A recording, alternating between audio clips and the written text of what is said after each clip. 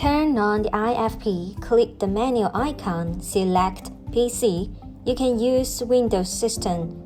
There are two ways to install Bytello Class application. The first way, open a browser on IFP, input bytello.com class directly. Click the download button.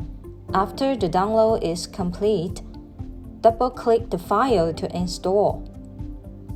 When the installation is complete,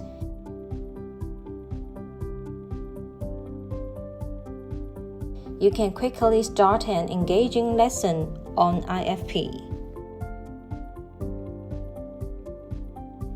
The second way, you can also enter the URL on your PC and download it, save it to a USB flash disk, and then copy it to IFP for installation. Let's experience our application.